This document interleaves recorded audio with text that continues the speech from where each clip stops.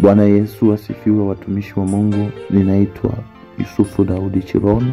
Ninatokea katika madhabahu ya huduma ya Intercession Service in Africa. Niko hapa siku ya leo tena. Ni siku ambayo imekubalika machoni pa Bwana. Nimekuletea somo lingine ambalo litatujenga na kutusaidia na kutukuza na kutupandisha kiimani. Ninataka nikufundishe somo moja linalosema, kwa nini imani yako haileti matokeo ya yale unayoamini yatatokea? Katika maisha yetu ambayo tunaishi hapa duniani, ama katika maisha ya kila mmoja anayeishi katika maisha haya hapa duniani, kila mtu anaishi kwa kuamini. Kuna vitu ambavyo unaweza ukaishi unaamini ya kwamba vinaweza vikatokea katika maisha yako. Kuna vitu ambavyo unaweza ukakaa ukawaza ama ukafikiria ya kwamba vitafanyika, vitatendeka, vitatimia na vitatokea kwa wakati fulani. Lakini unavyowaza ama unavyofikiria na kutegemea, pengine visije vikatokea hivyo vitu, na pengine visije vikatimia, ama pengine vikashindikana kabisa hata kutokea. Ni kwa nini visitokee wala kutimia wala kutendeka?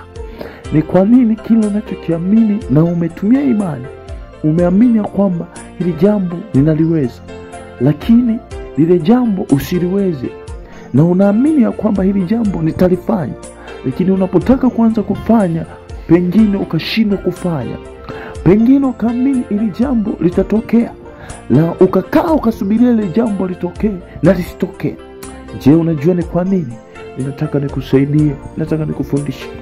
Lakini neno la Mungu linasema nini katika kitabu kile cha waraka wa Waebrania sura ya 11 mstari wa 1?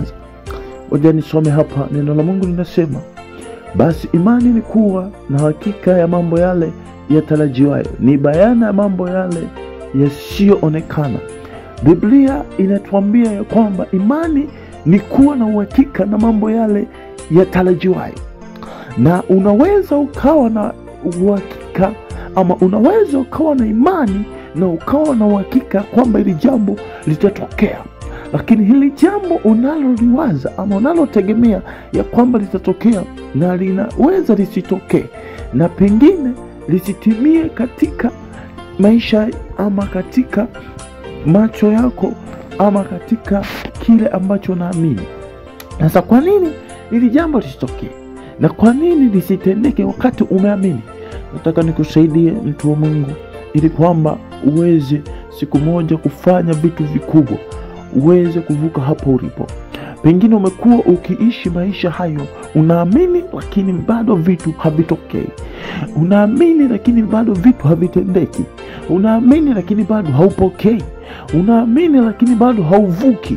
Unaamini lakini bado haushindi. Unaamini lakini bado haufanyi.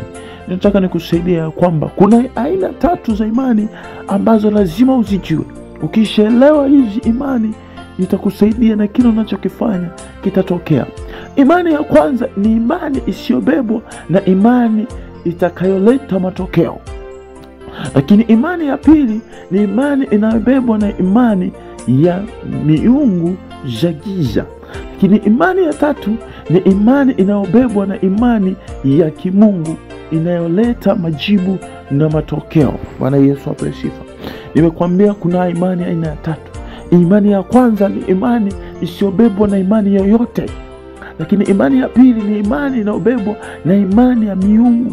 Lakini imani ya 3 ni imani inayobebwa na imani ya Mungu. Ninataka sasa nikufafanulie ninamaanisha nini. Tuanze na imani isiyobebwa na imani yoyote.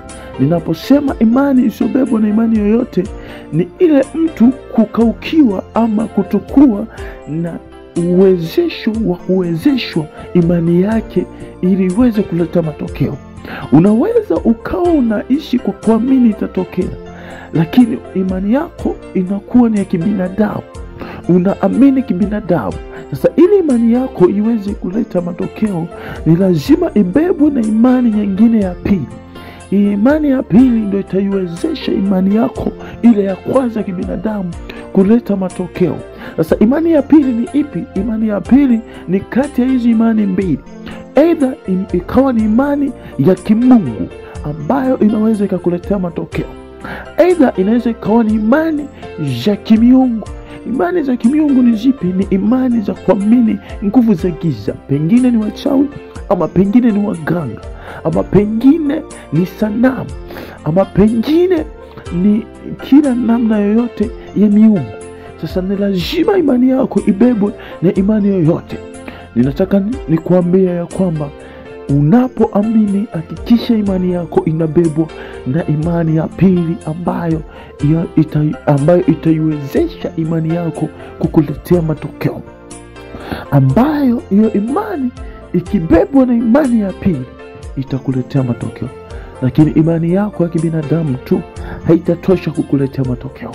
Haitatosha kukuletea matokeo. Haitatosha kukuletea ushindi. Haitatosha kukuletea kuvuka. Ni lazima imani yako ibebwe na imani ya pili. Ngoja nikwambie, Ibrahimu akaamini kwa Mungu, lakini imani yake ilibebwa na imani ya kimungu. Elia alipoenda kupigana na miungu Baali, aliamini ya kwamba atawashinda. Lakini kwa nini Elia akajenga madhabahu? Kwa nini akamjengea Mungu madhabahu? Kwa nini akatengeneza madhabahu? Kwa sababu aliamini ya kwamba imani yake inatakiwa ibebwe na imani ya kimungu. Ndipo akajenga madhabahu ya Mungu, akamwita Mungu, na Mungu akashuka.